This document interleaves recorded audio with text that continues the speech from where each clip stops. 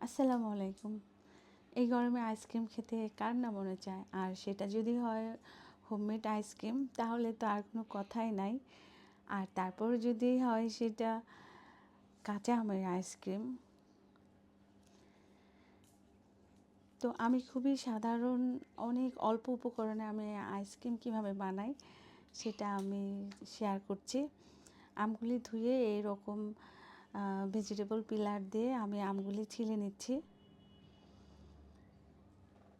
এইভাবে আমগুলি আমি কেটে তারপরে আমের আটি ছাড়া আমটা শুধু নিয়েছি, যেহেতু এখন আমের আটি হয়ে গেছে।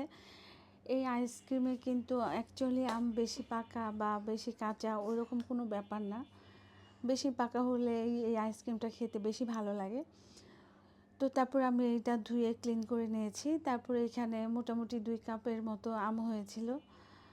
তো আমি আবার প্রায় 600 গ্রামের মতো এখানে পানি দিয়েছি।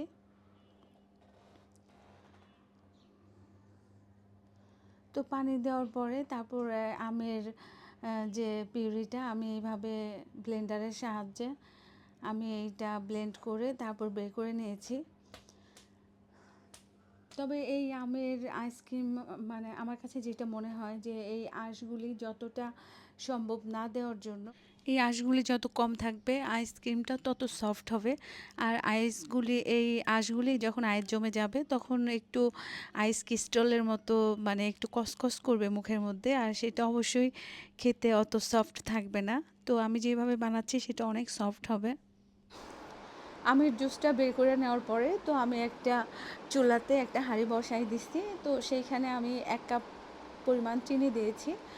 এই আমটা কিন্তু অনেক টক। তো এই আমে কিন্তু 1 কাপের নিচে চিনি দিলে সেটা কিন্তু খেতে একটু বেশি টক লাগবে। তো আপনি যদি চান 1.5-2 কাপ চিনি পর্যন্ত দিতে পারেন। সেটা আপনার মিষ্টি অনুযায়ী আপনি করে নিতে পারেন, যে যতটা মিষ্টি পছন্দ করেন।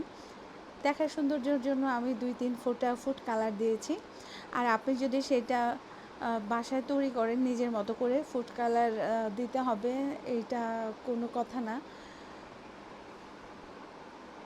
তো এরকম একটা আইসক্রিমের বক্সের মধ্যে আমি আমের জুসগুলি নিয়ে নিলাম। আপনারা চাইলে এই আমটার মধ্যে কিন্তু যখন আমটা জাল দেওয়া হয়েছিল তখন আপনারা বিট লবণ দিতে পারতেন, পুদিনা পাতা, ধনিয়া পাতা দেওয়া যায়। কিন্তু আমার কাছে মনে হয় যে আইসক্রিম তো সবসময় মিষ্টি খেয়ে আমরা অভ্যস্ত, সেখানে সল্টেড আইসক্রিমটা কেমন যেন একটা ভালো লাগবে না। আর আমের যে একটা র ফ্লেভার